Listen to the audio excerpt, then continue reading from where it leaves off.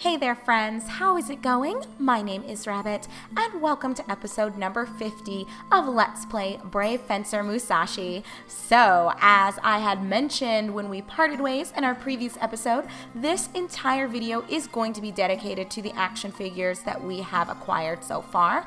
I know that there still are a few other ones that have not yet been unlocked. I'm guessing they're things that we either need to talk to specific people in order to access, or it's going to be tied to us completing certain collections, such as the Minkus, for example. So we don't have every single action figure, but I still wanted us to still go ahead and have this toy showcase just so that we could look at what we do have in tow. So just to quickly run you guys through, we have all of the normal series that can be purchased.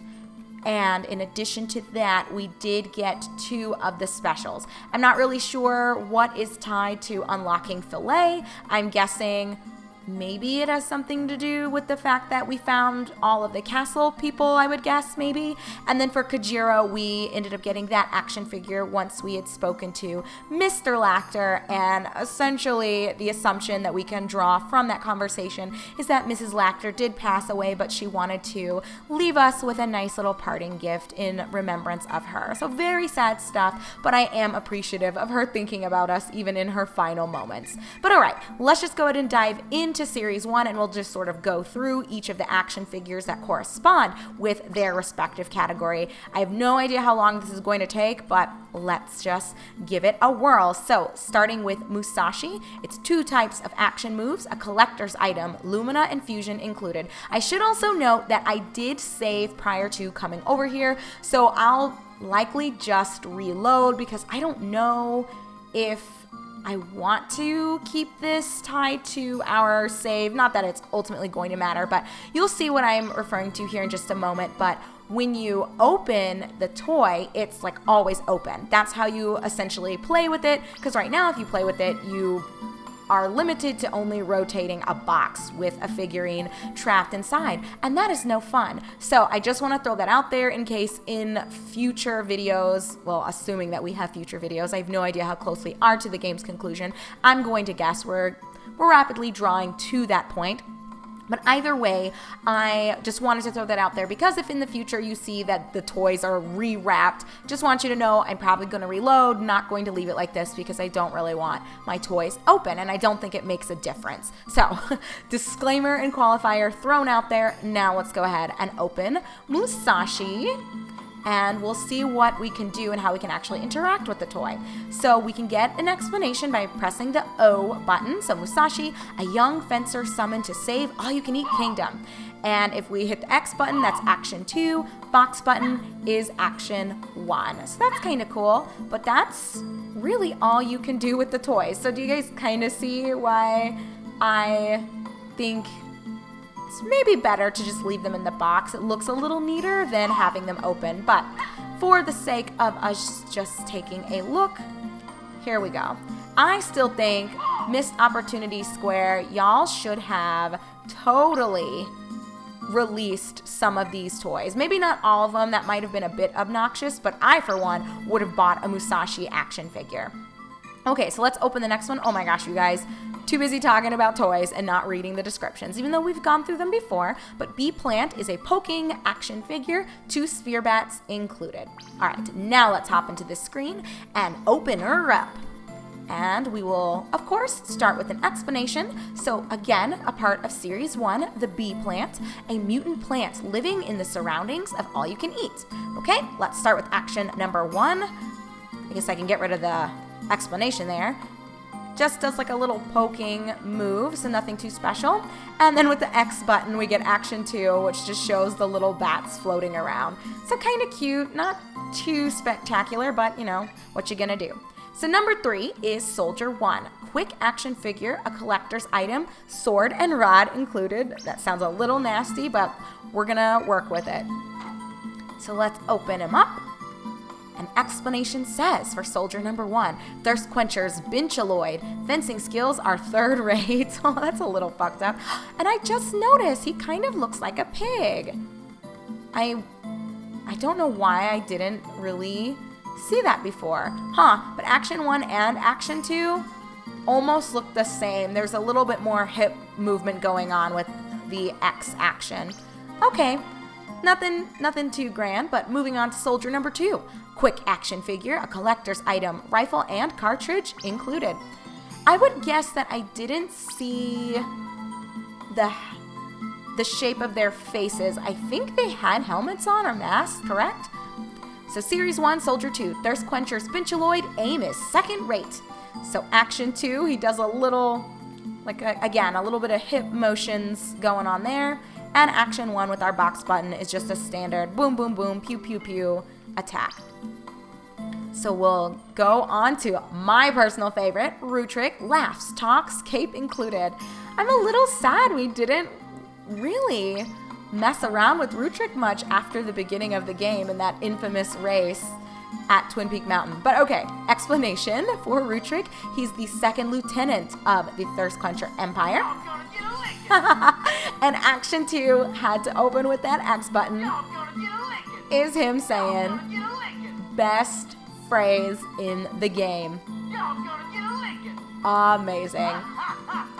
And then just a standard laugh if you hit the box button. I don't know. I think Rootrick is next level. They did a really good job with that. But okay, the Steam Knight is the last toy here in Series 1. Twirls pillars, shoots an iron ball too. Pillar is included. Great, great, great. So let's go ahead and open her up. And the description or explanation says Series 1 DX, the Steam Knight. Steam Knight nearly destroyed Allucaneet Empire. So, Action 1, he just throws his little ball after a bit of a charge there. And Action 2, he's starting to throw that pillar. Okay, so no sounds to accompany this toy, but that's fine. I think Rootrick is really what made Series number 1. So that is it for that one. Let's scuttle on into Series number 2 and open with Soldier 3, which says quick action figure, a collector's item, spear and axe included.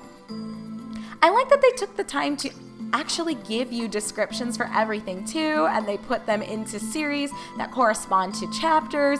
This is some TLC, you guys, that you don't often see. Anyhow, Series 2, Soldier 3, Thirstquencher's Bincholoid uses a sharp spear, so no comment regarding if he's third rate, second rate, or first rate. But Action number 1 is a bit of a stab move, and Action 2 is he wallops ya on the head. Very standard. Nothing special, but plant shooting action figure, a collector's item, hopper is included. I still think, you guys, Square should have released some of these toys. I would have been the first to pick up a couple of them. So the explanation here for Series 2's herb plant is that it exists in the surrounding areas of All-You-Can-Eat Kingdom. So Action 1 is it shoots things at you, but still in a bit of that poking motion. And Action 2 makes this thing spin and hop in the air for you. Kind of cute, but K Man-Eater, large jaws move. A collector's item, Man-Eater included. I don't remember what, it's these things. I actually forgot about them. The little ones are hella whack when you're trying to kill them. They just drive me nuts. But Series 2, K Man-Eater, a large man-eating Bincho monster. It says Action 1 is the big head moves forward, no pause on that. And Action 2 is the little one with its little curly hair. That's cute. Not that exciting, but I can appreciate it. So next we have the Magician, which performs magic, very realistic. Miniature Musashi included. Why? Why is there a tiny Musashi? Do you guys see this? Oh, because it shrinks you. Oh, that's right. That is clever, you guys. Gotta give it to them. So magician, not even the same word, uses magic to shrink its enemies. Use the wrong, it's there. But that's okay. Action 1 is it just does a little spin with his hands and casts his spell. Action 2, what the fuck is this? Like some hocus pocus shit going on. Alright, that's cute.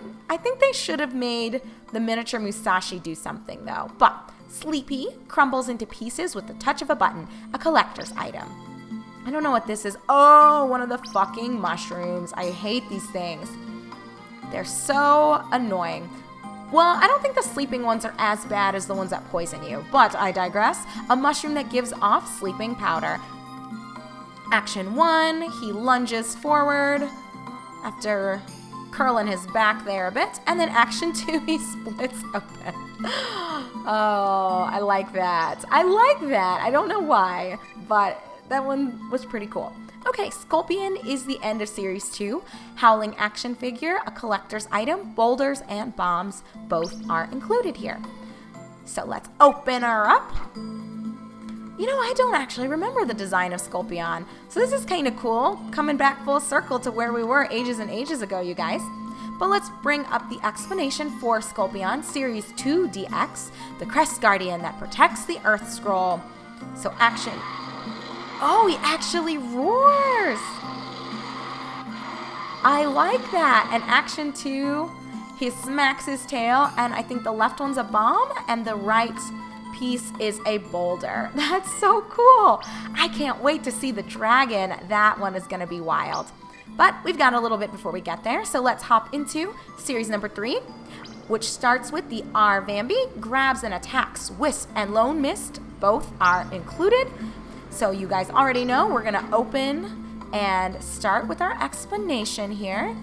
Gosh, I feel like it's been so long since that chapter with the Vanbees. It's so nuts, you guys. It really wasn't that long ago. We're only 50 episodes in, and like some of the JRPGs we've played before go well into 100 episodes. But in spite of the fact that it's so short, or at least where we are so far in terms of videos has been short for a series, it flew by, yet at the same time feels like it was so long ago. I don't know. Definitely mixed emotions going on here, but anyhow, Series 3, R-Vanbee, Blood-sucking Zonbie that exists in the dungeon. Action 1, oh, he does a little grab thing, and is that a ghost beside it? I guess it did say it came with some shit. Okay, cool. And then action 2, they spin around him. Neat-o, neat-o. Next, we have the V-Soldier. Breaks with the touch of a button, a spectacular breaking action figure. Oh yeah, these are the things we fought in the church, I think? I'm pretty sure. Series 3, V-Soldier, powerful Bincholoid Vanbee Soldier. Action 1, he also does a grab. It looks like a pig more so than a bat, I almost think is what the other ones look like. And then action 2, it explodes. Okay, game, I see you. It's a little weird, but I get it. So Bowler is next. Spits out gigantic seeds, 2 oozes included.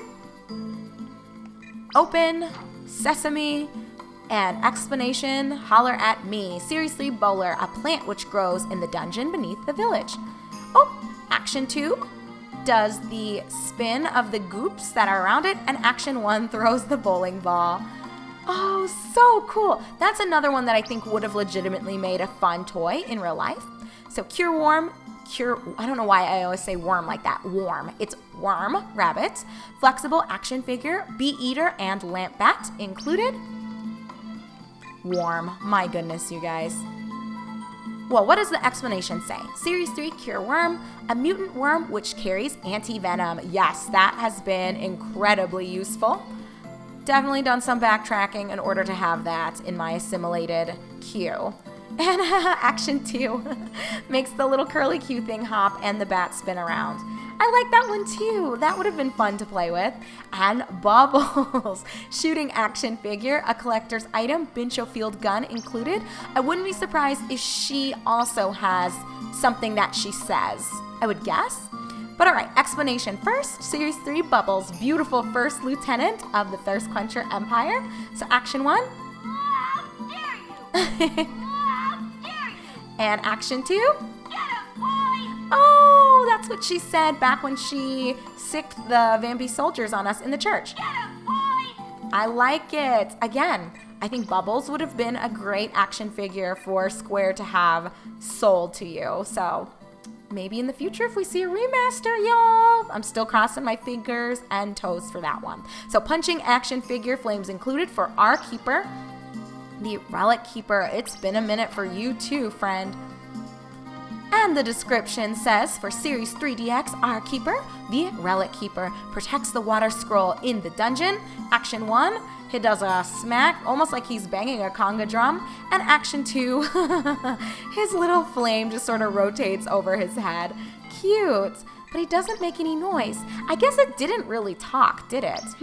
So series number 4, we're starting with the penguin, 2 interchangeable heads, 2 ice cubes included. Why does it have 2 heads? Did they have 2 heads? I don't think so. Well, the explanation for penguins in Series 4 says robot soldier made by the Thirstquencher Empire. So it's not real. Maybe that has something to do with the 2 heads? Oh, a gun comes out. So it's a fake. Cool. And when it pushes the blocks that you would hop on. How adorable. I love it. So Hiya Wolf, drop kicking action figure. Mapper included. Let's see what the description has to offer and what light it can shed on this creature. So Series 4, Hiya Wolf, a Bincholoid wolf, superb karate attacks. I like it. So Action 2 makes this little hopper thing kind of bounce about, and then Action 1, it does a kicking move. Again, rather cute. I think that would have translated well into a real toy. So Slow Guy is next, powerful throwing movements with a touch of a button.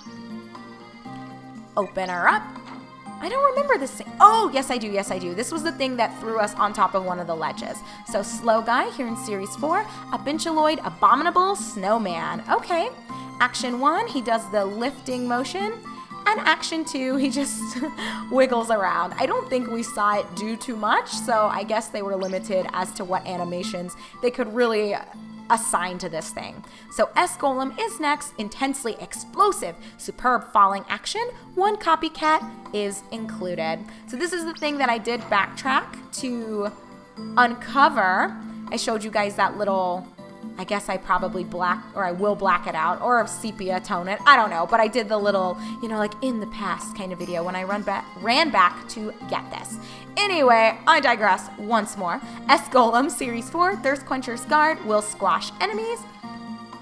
So we went back and got him, and he's doing what he needs to do. I don't know why they said it's explosive. I don't think it explodes. Well, I didn't really try to kill it, so maybe it does. Anyway, Action 2, the little copycat kind of does his little hack and slash shit.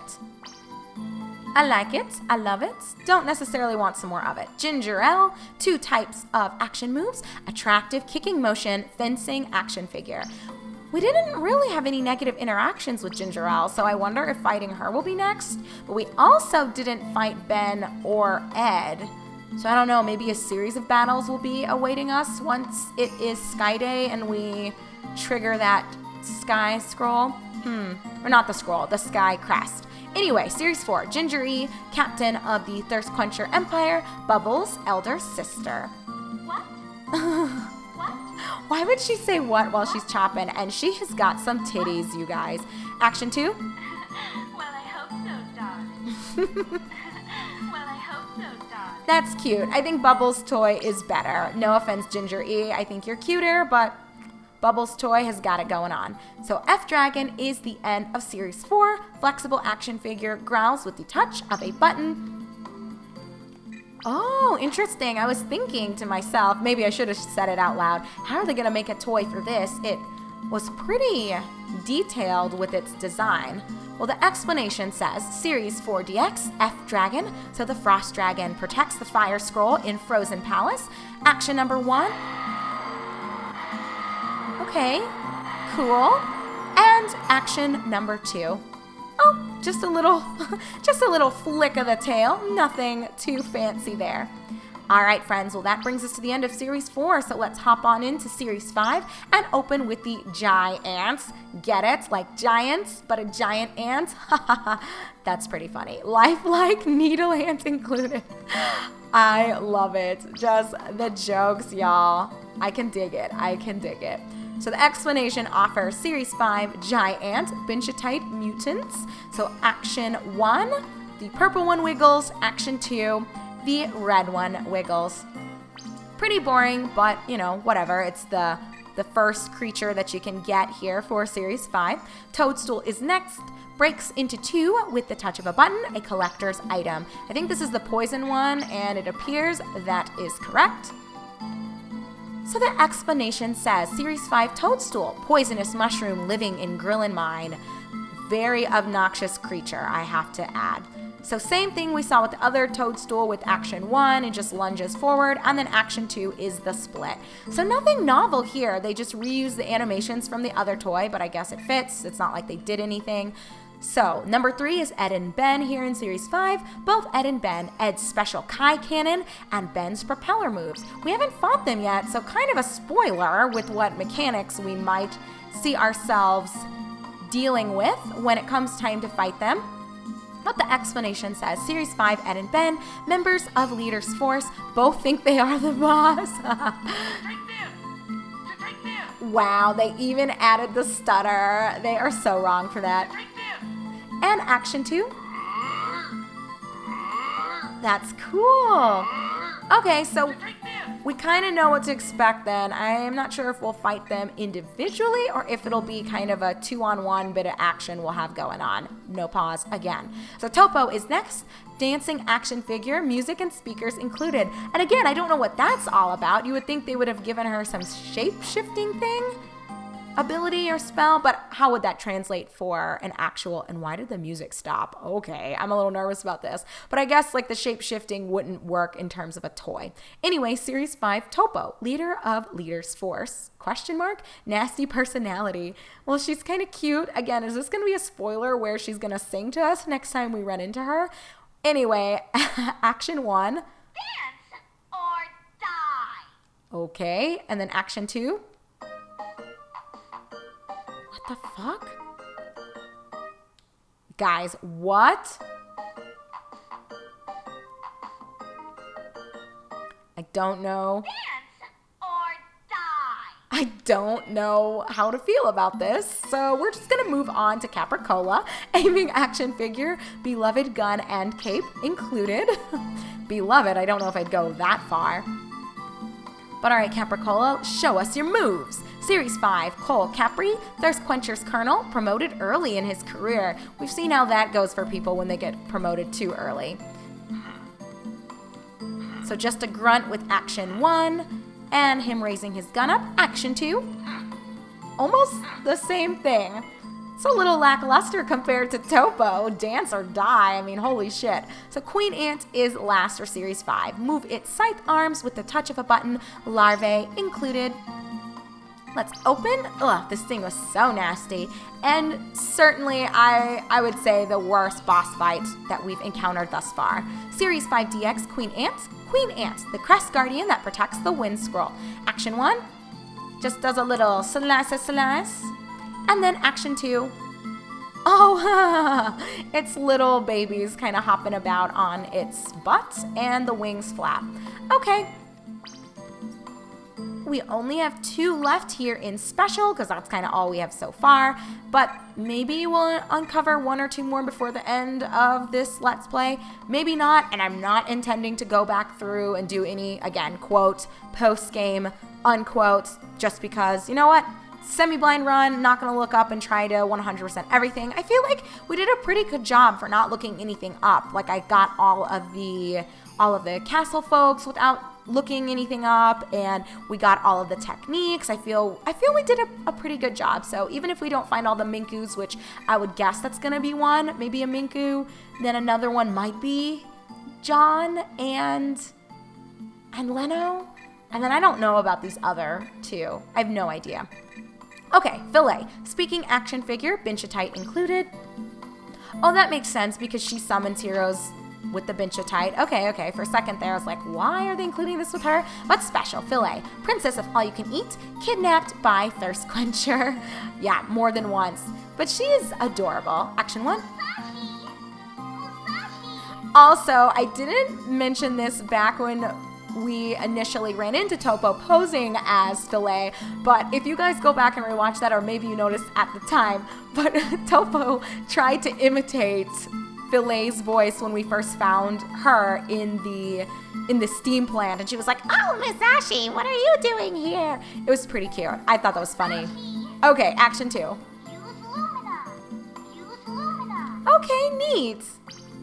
I'm surprised they didn't have her do anything with the Bincha type, but whatever. So Kojiro is the last of the toys that we have thus far. So 2 types of action moves, a collector's item, Swallow Wave included. But maybe we'll be back again to see some more. All right, Kojiro. Explanation says, actually, what happened to Kojiro after we beat him? Did he get sent back? Is he going to come back into the story? And then he and I, as Musashi, will get sent back together? I feel like they just kind of let him go after we whooped his ass and got the princess. Anyway, special, Kojiro, Musashi's rival, would give his life to battle Musashi. Oh, that's cool. There's like a little wave for sure. And then action 2? I like that. That's pretty cool. Okay, friends. Well, that brings us to the end of not only looking through the toys, but this episode. So there you have it. Full 26 minutes of just showcasing the toys that we do have in tow. Again, just to repeat, for those of you who are just wondering like what these last ones could be, I have no intentions of necessarily looking them up and trying to access them. I'm going to guess that at least 1, if not 2 of them won't even be, I would guess they won't be accessible until you've already beaten the game once, because I do know that you can run back through after you have defeated the final boss as sort of like a loose post game, I guess. I don't think there's any new story that's given to you as the player, but I think it's just an opportunity for you to make sure that you find anything that you might have missed, or I don't know, just to talk to everyone again and just to give it a bit of maybe extra playtime if you rented it or you bought it for cheap and you want to feel like there's more to do. I don't really know. I can't really say everything that's in the post game, but that is going to be my guess, that maybe I have to find all the Minku in order to get one. John and Leno might be another one, and it's going to be random that we'll find one of these 2. Maybe, or maybe John is one and Leno's its own. I doubt it though. It seems like they combined a lot of them. And then yeah, no clue for these last 2. So anyway, that is it for our action figure showcase. So thank you so very much for watching. Hopefully for those of you who didn't give a shit about any of the toys or any of the series or any of the descriptions for the toys within their respective series, that you just went ahead and skipped this episode, because yeah, not a whole lot was really going down. Us just flipping through toys, listening to the sounds that they make, and seeing what explanations accompanied them. But thank you either way for joining me, friends. When we come back together in episode number 51, I will just sort of fast forward on my own to Sky Day, or I'll probably have it the day before Sky Day, super early in the morning. I don't know what time it'll start raining, but I'll just bring you back when I think it feels appropriate, and then we will trigger that Sky Crest. I keep wanting to call them scrolls. That Sky Crest together, and I'm just gonna throw it out there. I think that this is probably going to lead us to, if not the actual end of the game and like the final boss fights, it's going to propel us forward into the second to last series of fights or of an area that we'll need to be exploring. So we'll just have to find out together. But either way, thanks for watching. I am your host, Rabbit, and this is our Let's Play of Brave Fencer Musashi. So take care, be good, and I'll see you guys in just a bit.